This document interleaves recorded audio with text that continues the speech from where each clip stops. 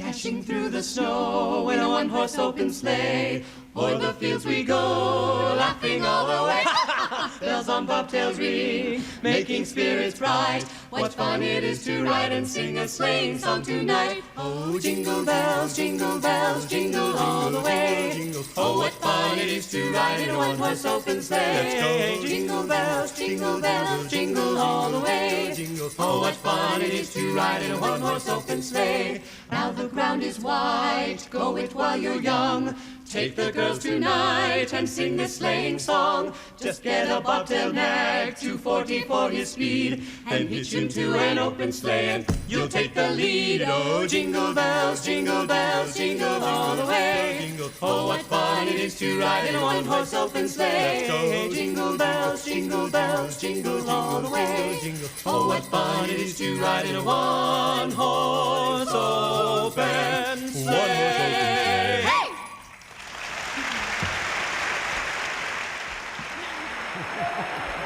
Merry Christmas! Let me hear it! Merry Christmas! Good grief.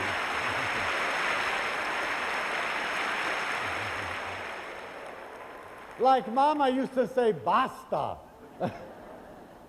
I want you to check this get-up now. Isn't that incredible?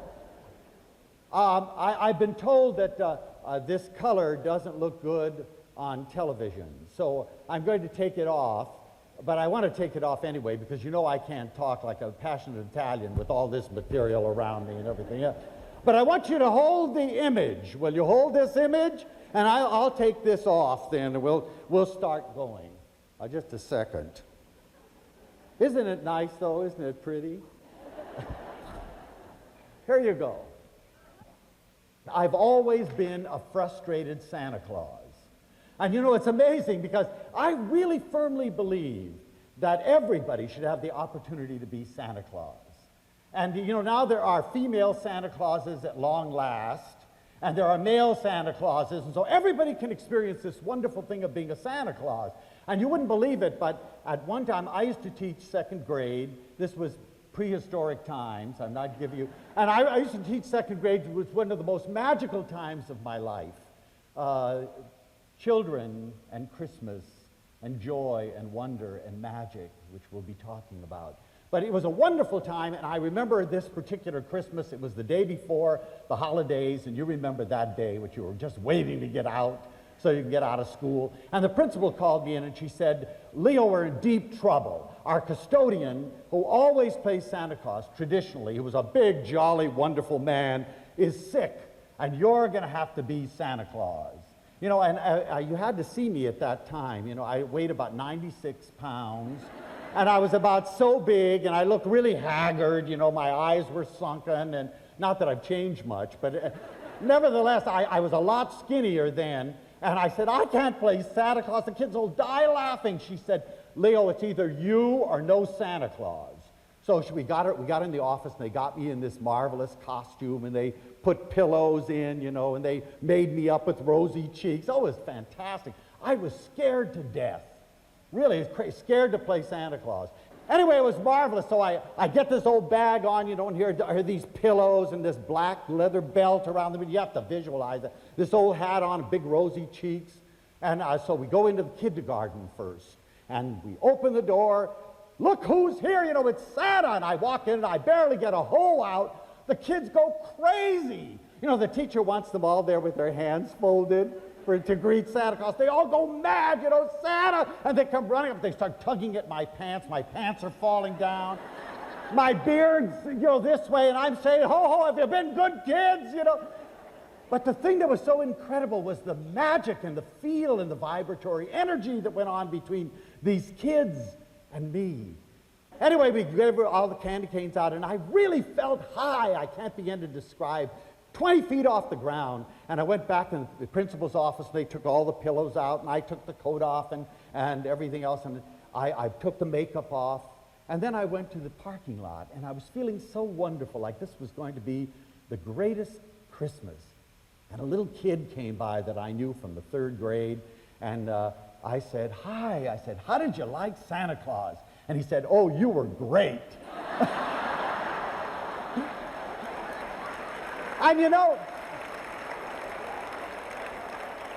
I wasn't disappointed, because all at once I recognized that children know instinctively that Santa Claus is a symbol for something magical and wonderful. They don't care what you look like. Santa Claus can have glasses. Santa Claus could have no hair. Santa Claus could have anything. Santa Claus is something special, and that's the spirit that we want to build in ourselves. It's the spirit that counts.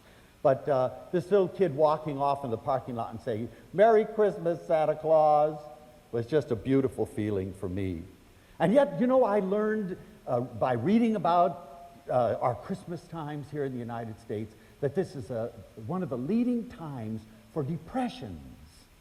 People go around at Christmas time miserable and depressed, and the suicide rate rises in this gorgeous holiday. I remember in November, I saw a wonderful woman, and she was shopping. She was a good woman. She was shopping, and I was shopping, and she was really sitting there going crazy. And I said, sort of meekly, "Merry Christmas." She said, "Merry Christmas? What's merry about Christmas?" I said, "Well, this is such a nice... Here we're in this store with all the trees around us, and all the jingle bells is playing, and she's furious. And she says, "I've got to send out these damn cards. I've got to buy presents, and they're never good enough. I've got to wait in lines at the post office." Well, she was furious. And then she said the topper, she says, "And then those family fiascos when you're all together with those miserable people." Don't you love it? She said, and then she added the topper, "I think Christmas should be done away with." And I said, "You want to do away with Christ's birthday?" That was kind of an interesting thing. I suggested that maybe she was missing the point.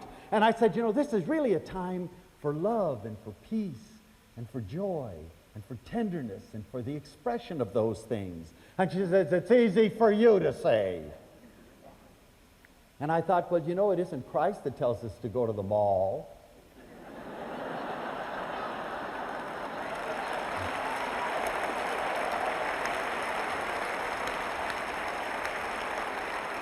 But when you think about it, it's pretty awesome that this birthday has been going on for almost 2,000 years, and it's survived people like that. But it is kind of a wonderful concept to think that Christ was born in a manger in Bethlehem and came to bring us a message of joy and peace and goodwill toward all people. Too bad we forget what the message is. We start groaning about Christmas cards, making Christmas lists.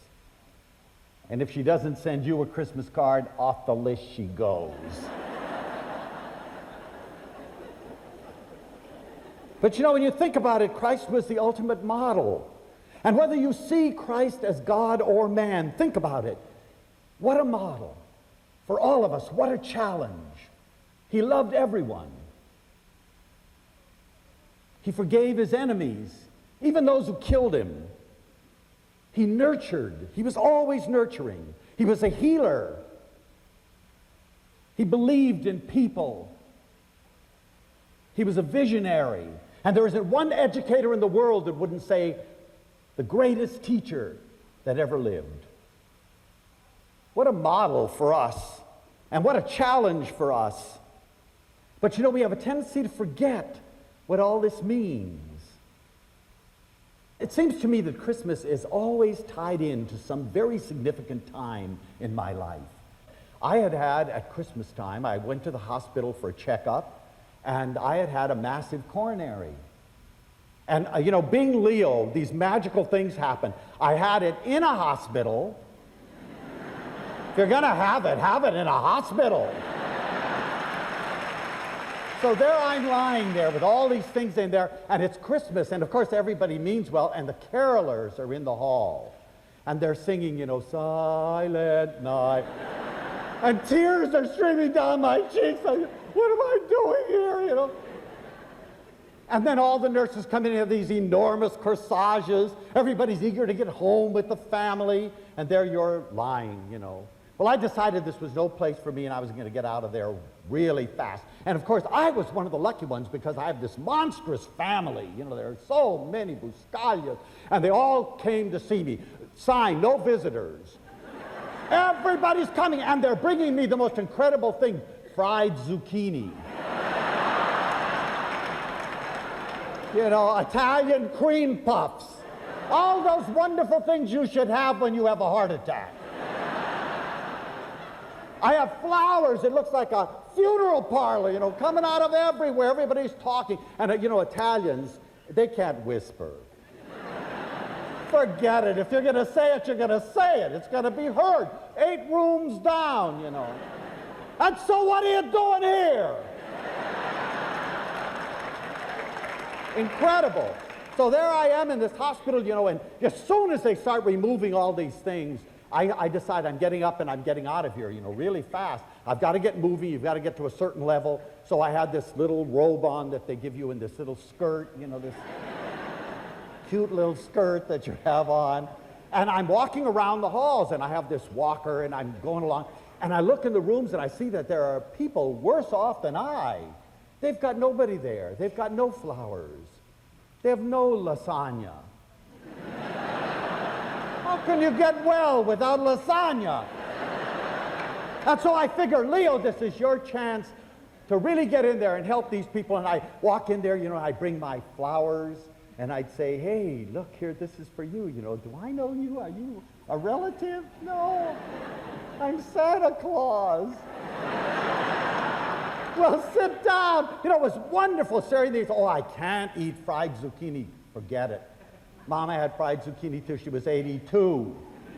Have a fried zucchini. Oh, it was an incredible thing. We started to make each other well. We started to nurture each other.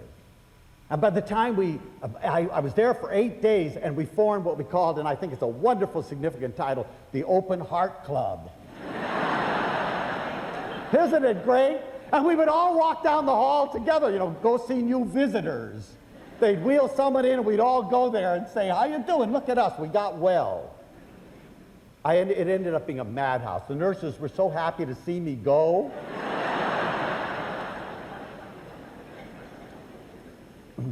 But you know, how can you hate a holiday that gives you wreaths and mistletoe, that gives you fir trees in your living room?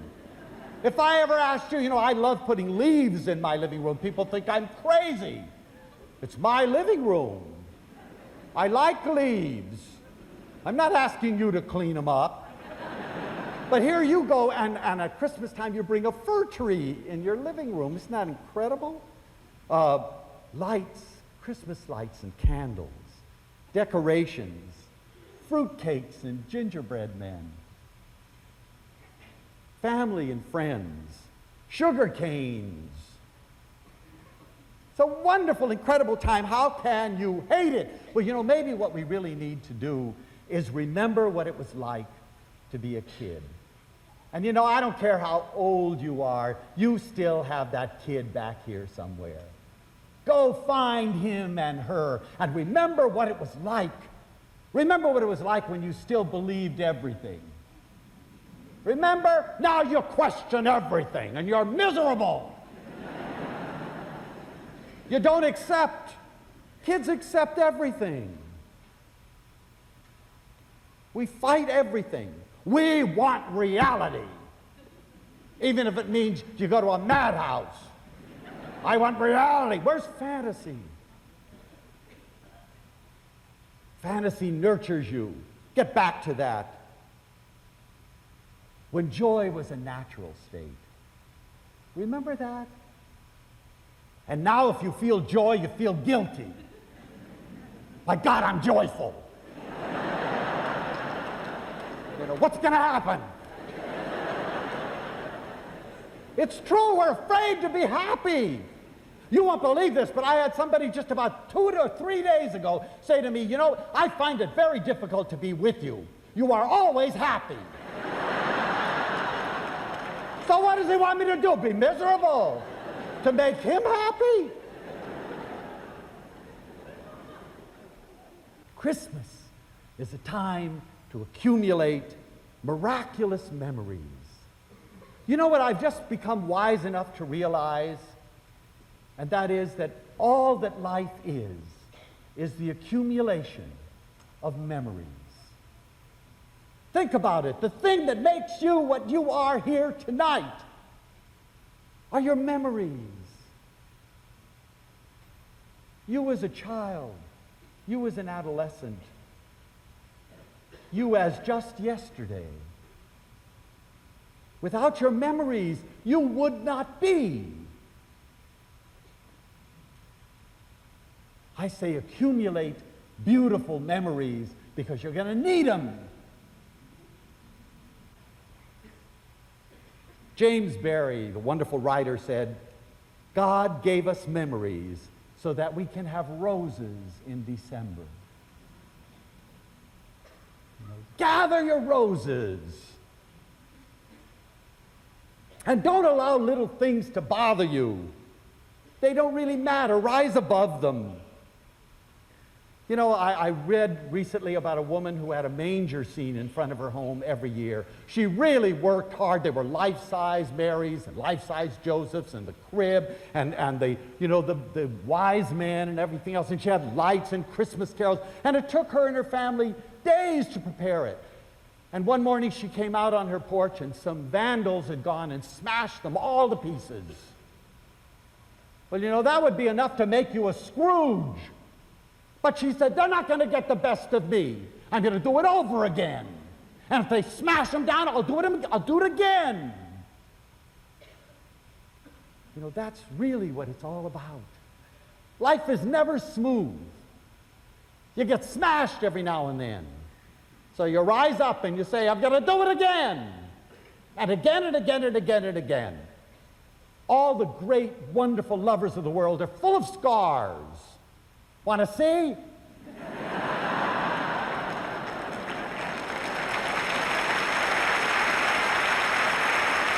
By the way, I really should show you that I felt Christmas from the head down. Look. You didn't see. Anyway, it's memories that link us to immortality. As long as somebody remembers, you never die. You know, Mom and Pop have been dead for years, but I swear to you, I can still smell her minestrone. I can hear her laugh. I can see Papa's garden with the big zucchini, the eggplant. I can see him cutting down the flowers and bringing them into Mama. Those are things that don't die. They're not dead. I pass them on to you. You pass them on to somebody else. That's what it means to be immortal. And that's the only aspect about us that is immortal. And I have great memories of Christmas. You know, one of the happiest was the first year I started teaching. And I was teaching, as I said, I was teaching a second grade. And it was incredible. And because I was the new teacher in the school, I was the one given the Christmas pageant. Remember the Christmas pageant? Well, the supervisor, oh, I wish you could have seen my supervisor. Bless her little heart. She was always smiling. But boy, you better not cross her. You know that kind of... And she said, now listen, Leo, the best thing to do is to get a script, have the kids memorize it, and then do it like we've always done it. I said, you know, I have such wonderful kids in my class. I'd like to try something spontaneous. She said, uh-huh. So you know what I did? I had this wonderful class. Every day for weeks before, I would read them the Christmas story, which is so beautiful. And I'd just read it to them. And then we'd get up and act it out. And then we elected who was going to play what. Well, there was no doubt in anybody's mind who was going to play Mary. We had a little Mexican girl who was so beautiful that she looked like she just came out of heaven. She had great big brown eyes and dark hair and this sort of olive skin, and she was beautiful. Everyone selected her to be Mary. Well, I was sure this was going to happen. We had one kid in the class, and there's always one, who was hyperactive. He was never innocent. He was the athlete. Boy, he could toss a ball anywhere. He'd help all the kids. And his name was Matthew. I'll never forget that, Matthew. And there's always a Matthew dancing around. He never could sit at his desk. He was on it, under it, aside, beside it. If the principal ever came in, I'd have to go and hug Matthew while the principal was there. Because Matthew was under my arms. Well, Big Matt, and he was always a head above everybody else. I called him, his nickname was Big Matthew. And I loved Big Matthew. I really cared about him, but he couldn't read, he couldn't write, but he could play. Boy, could he play. And he was just a really cute kid. And wouldn't you know, the class loved him, and they selected him to be Joseph. I thought, catastrophe! Hyperactive Joseph.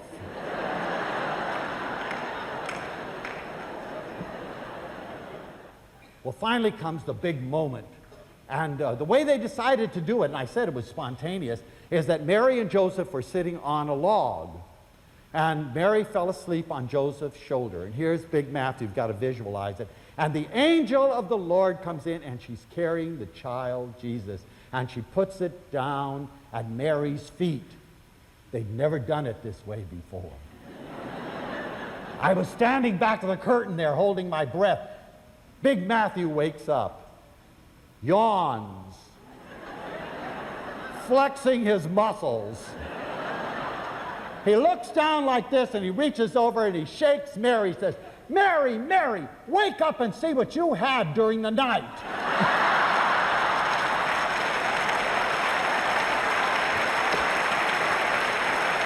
Half the audience fainted.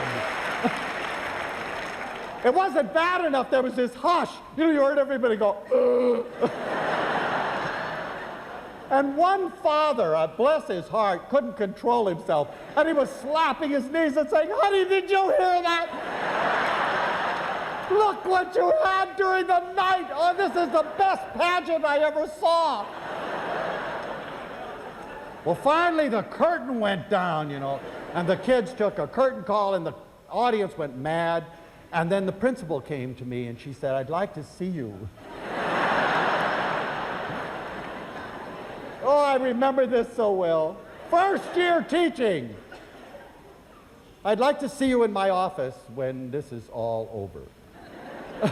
So I walked into the principal's office, and contrary to my belief, she was grinning from ear to ear. She said, "Leo, that was the most spontaneous and beautiful Christmas pageant we've ever had at this school. You're going to be a great teacher one day."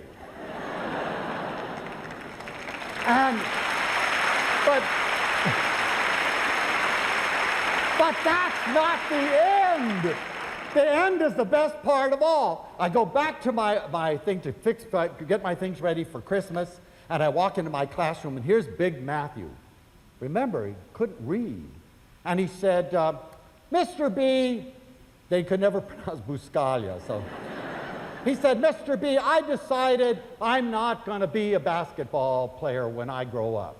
I said, "No, Matthew? What are you going to be?" He said, "I'm going to be an actor." I said, "Matthew, if you're going to be an actor, you've got to read." He said, "Okay." I'd like to tell you it was that simple. But it wouldn't surprise me if Matthew was somewhere acting right now. He was great. But I'd like to take you on a memory trip so that we can feel these things. Take a trip back with me. Can you remember the first gift as a child that you gave to your mama and your papa? At least go back as far as you can. I can remember mine. At that time, we had 5 and 10 cent stores. That actually meant 5 and 10 cent stores. You go in a 5 and dime now, and the cheapest thing is $1.80. But at that time, you could really buy. I bought my mother a little bottle of something called Aloha perfume. And my dad an enormous bottle for a dime of cologne. That was the smelliest Christmas. But it was so much fun. Remember that time? And those wondrous church services. when you really thought you must have been in heaven. The incense, the music. And what did you know as a kid? It just felt so good and so right. You weren't sophisticated. You didn't analyze everything. And remember the gifts you always wanted and you got, and the gifts you always wanted and you didn't get? You bet. And the times that Santa came and the times that Santa didn't come. A Christmas I certainly will never forget. You know, those of you who know about Mama, Mama was something from another planet. If nothing else, she was always consistent.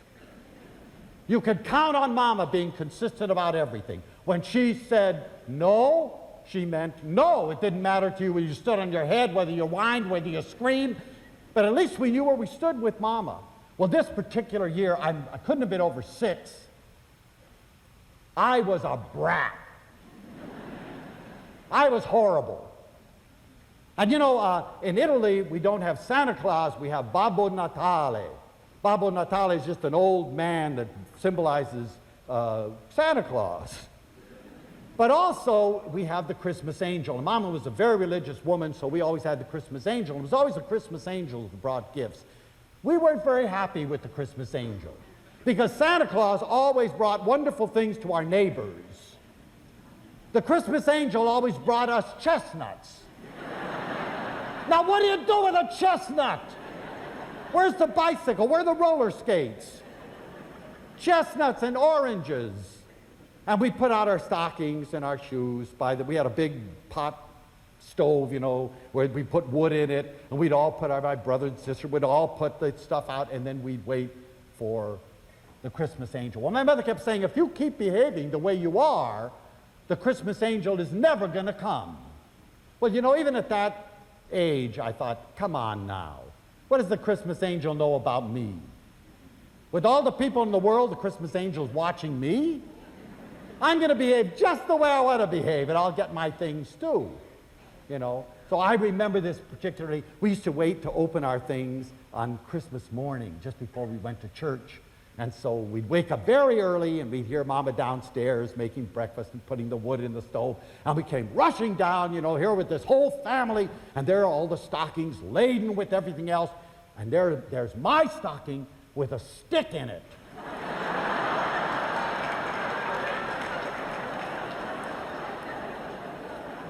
I can feel it still right down here. And there's my mother saying, oh my goodness, Felice got a stick.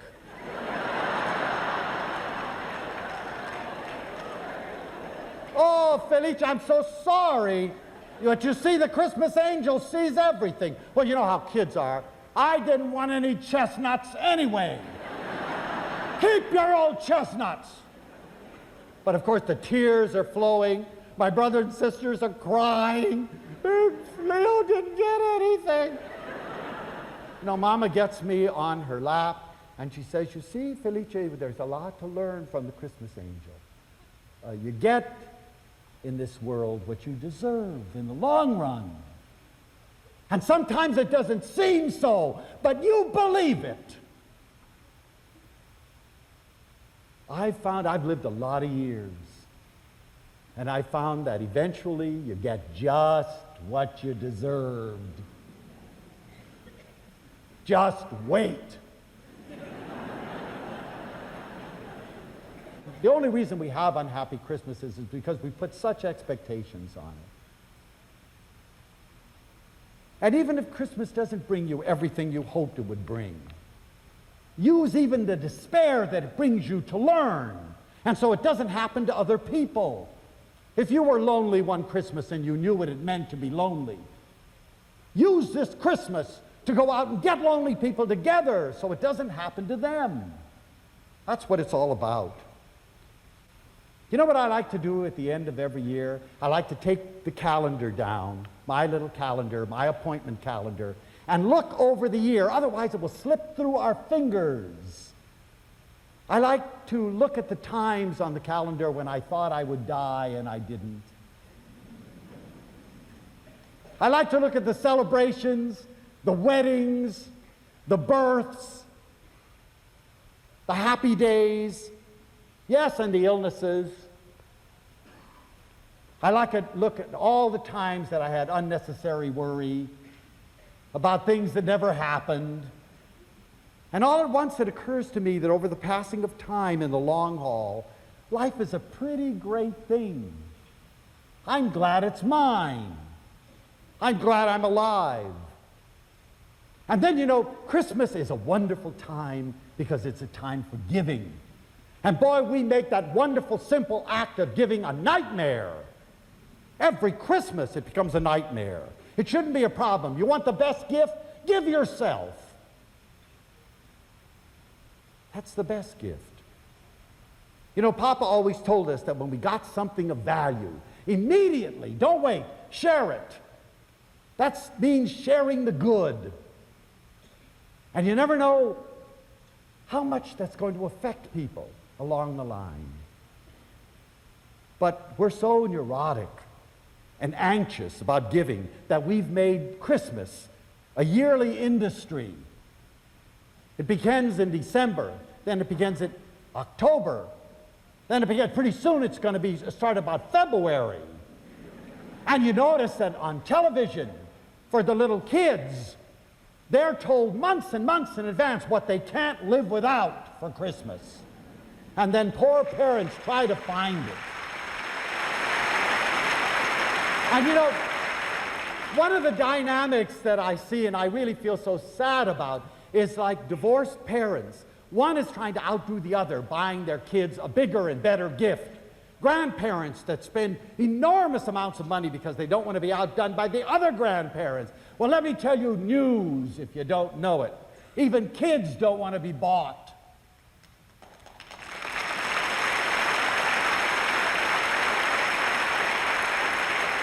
And the basis of the psychology of giving is very simple.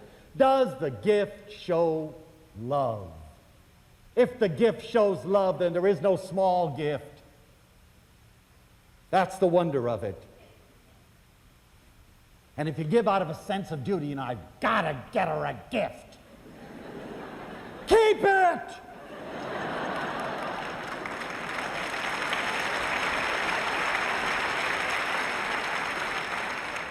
But you know, your gift, whatever it is, let it have a special meaning. For goodness sakes, don't buy her a vacuum cleaner.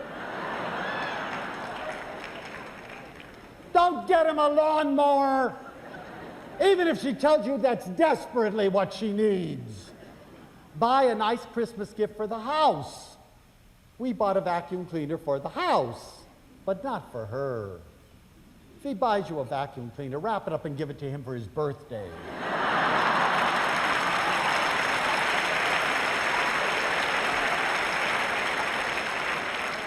And the gift should show that somebody knows you. It should be something wonderful, intimate, you know, some little secret that you have. That makes all the wonder. My goodness, he knows me. He knows my weakness. You know, even if it's a handful of candy you're not supposed to have under your pillow. The Christmas angel creeped in, the rat. You know, I remember one of the most amazing things, many of you know that many, many years ago, I sold everything and I took off and went to live in Asia. And once I found myself in Bali, and this was before the big hotels and before all the tourist business. There was nothing except beautiful creatures and wonderful scenery and clean, pure water and etc. I was in a tiny little village called Ubud, about which I've written. Some of you may have read the book. But anyway, I was there, and I found that it was Christmas Eve. And it was the first time in my life I had ever been in a non-Christian country on Christmas Eve. And I remember that I was staying with a family, and I was trying to tell these people what Christmas was. And they said, "What's Christmas?" And so I got to tell the story of Christmas. And you know, when you just tell the simple story of Christmas to someone that's never heard it, it's incredible. And you know, they could understand. They loved everything about it. They thought it was the most beautiful, the most wonderful story, except that none of them could understand why nobody would let Mary in at the inn. You know, in Indonesia, The doors are always open. Any stranger that comes, you crawl in, and there's always, and they were saying, well, there's always room on the floor.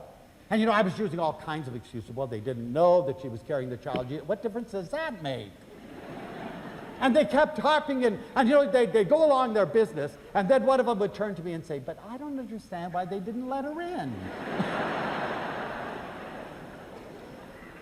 But anyway, they were so generous. And you know, I told them about Santa Claus. I told them about a Christmas tree. They'd never heard of a Christmas tree. I told them about pine trees and how they looked. And so I went to dinner, and then when I came out, it was night, and the place was just full of stars. There were no lights.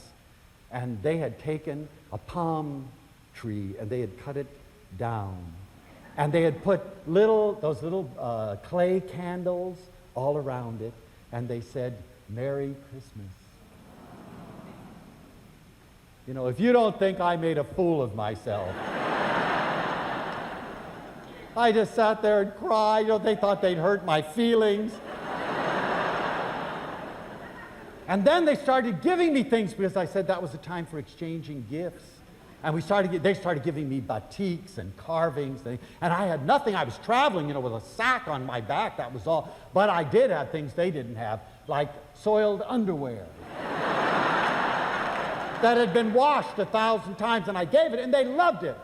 They took off these wonderful batiks and put on the underwear.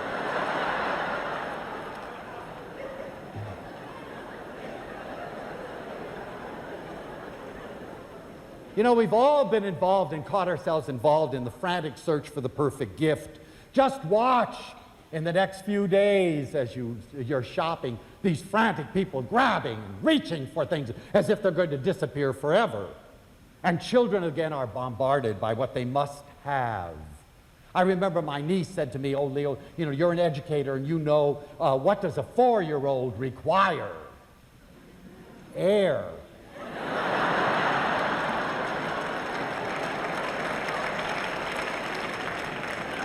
But you know, she went on, she read these books, she went out and bought this expensive gift that was supposed to be for eye-hand coordination and all these really sophisticated things. I'll never forget my little grandies sitting there and seeing this beautiful thing, beautifully wrapped. She unwrapped it, she looked at this marvelous motivational toy and played with the wrapper.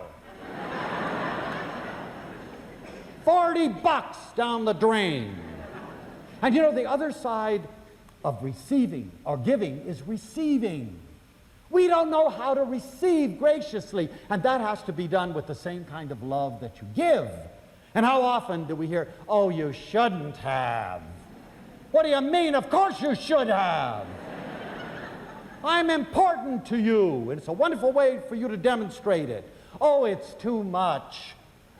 Well, if you really cared enough to get it, it isn't too much. It's a nice tribute. And how many times have you heard, I told you not to get me anything? Boy,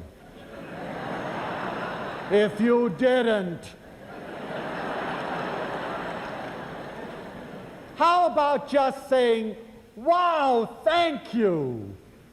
It's such a simple way of accepting it, because giving and receiving are the same thing. They both express love.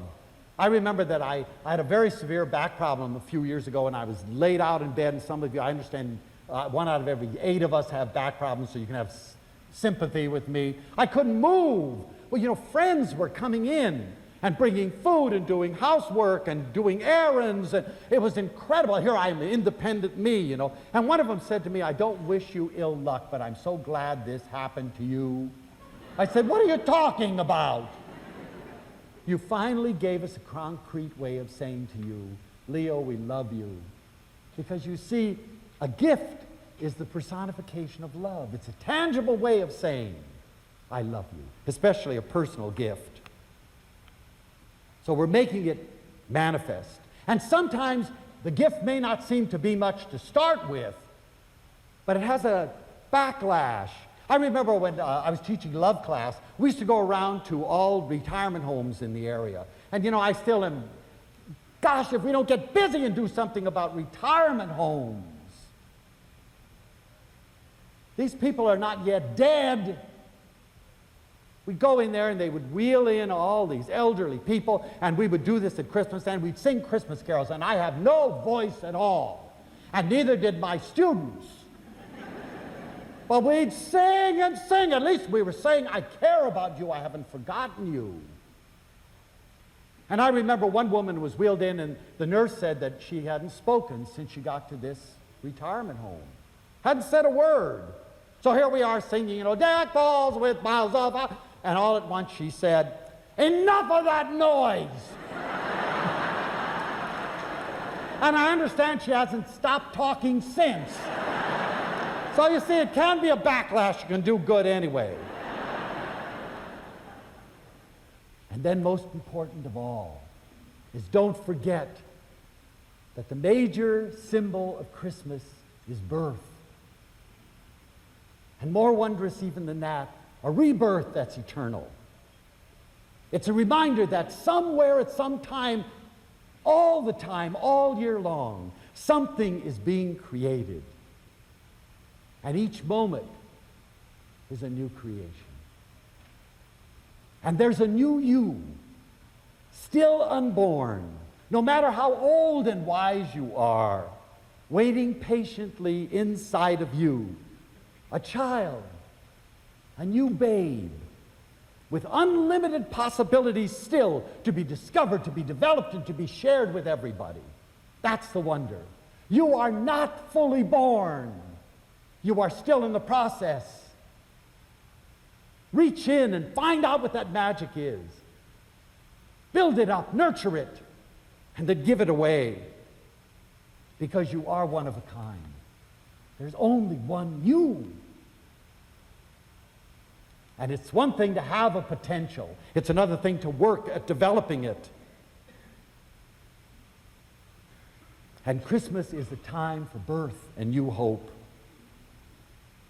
Otto Friedrich said, if everyone subscribed entirely to the rule of common sense, the world would be quite a different place. Christopher Columbus would have said, let's turn around and go home. George Washington would never have survived Valley Forge. And Edison would have said, I give up. No one will ever find that way. If hoping for the impossible is often foolish, it still is preferable to the opposite, which is despair and the numbness which accompanies despair. Dante knew very well what he was saying when he reported that the words over the gate of hell were, abandon all hope, ye who enter here. As long as you have hope, you have life. And we forget the story of Pandora's box. We think it was a terrible thing. Pandora was given a gift by Zeus, the god Zeus, to give to her husband, Epimetheus. And he said, give it to your husband. But her husband had been warned not to ever accept a gift from Zeus. And he said, no, I don't want to take it back. But she was curious to see what was in it. And of course, she opened Pandora's box, where the myth comes from, and out came all of the miseries of the world, greed and vanity and slander and evil, all the terrible things that we have to deal with. But she was horrified, and she slammed the lid down just in time to keep hope in. Isn't that wonderful? So every time you see the misery and the despair, as long as you have hope, there's nothing to be concerned about. And each year, we're reminded that a new possibility lies before us. But time is ticking on. And it doesn't stop for any one of us. And it's not the time that is to be of your concern, but how you use that time. That's the wonder of it all. So we have an opportunity this Christmas time to give of ourselves, to give of our love, to grow, to renew, to be reborn, to be rejuvenated, to celebrate joy. It's all ours. And I told you I don't have a voice, and I don't. But I want to sing you a song. Prepare yourself. jingle bells, jingle all the way. Listen, it's coming from, oh, what fun it is to ride a one-horse open sleigh. Now, let that get hooked in your wonderful brains. And every time during this Christmas season that you get grouchy, that you want to strangle the kids, that you want to drown your mother-in-law, that you want to pop your husband, that your sister-in-law comes in and says, I don't want a turkey, I want a goose. You will give her a goose.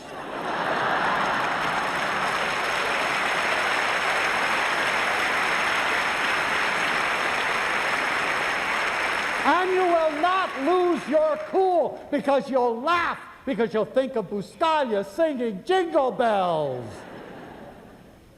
And that's for your head. And now this is for your heart. Remember this. And there were in the same country shepherds abiding in the field, keeping watch over their flock by night. And lo, the angel of the Lord came to them, and the glory of the Lord shone round them, and they were sore afraid. And the angel said unto them, Fear not, for behold, I bring you good things, good tidings of great joy, which shall come to all people. For unto you is born this day in the city of David a Savior, which is Christ the Lord. And this shall be a sign unto you. You shall find the babe wrapped in swaddling clothes and lying in a manger. And suddenly there was with the angel a multitude of heavenly hosts, praising God and saying, Glory to God in the highest, and on earth goodwill toward men.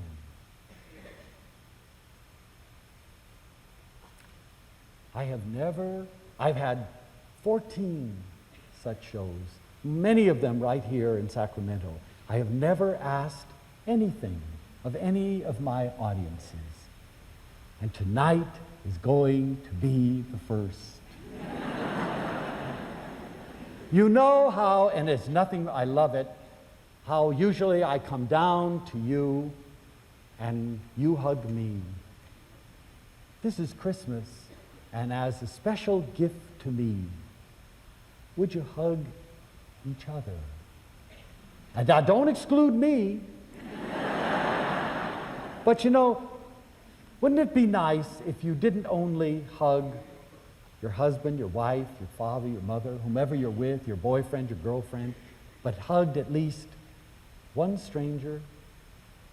I'll never forget in my line of hugging a woman that came to me, and as she was in my arms, rather elderly woman, she said, You're the first man who has hugged me, Leo, for the last 14 years since my husband died. You might be hugging that very woman tonight. Don't miss the opportunity. And those of you watching this show on television, get off your duff and do the same. Grab your wife, grab your husband, grab your children, grab your parakeet, your dog. It may be later than you think, but the time is now. So let's do it and have the most wonderful Christmas of your life and spread it out for the entire year to come. Thank you very much. Hug, hug, hug. Up. Come on, hold each other. Come on. Whisper what you bring to me, tell me if you can. When the clock is striking 12, when I'm fast asleep, down the chimney broad and black, with your pack you'll creep. All the stockings you will find hanging in a row. Mine will be the shortest one, you'll be sure to know. Johnny wants a pair of skates, Susie wants a sled, Nellie wants a picture book, yellow, blue, and red. Now I think I'll leave to you what to give the rest. Choose for me, dear Santa Claus, you will know the best. Jolly old St. Nicholas, lean your ear this way. Don't you tell a single soul what I'm going to say. Christmas Eve is coming soon, now you dear old man. Whisper what you bring to me, tell me if you can. Funding for this program has been provided by this and other public television stations.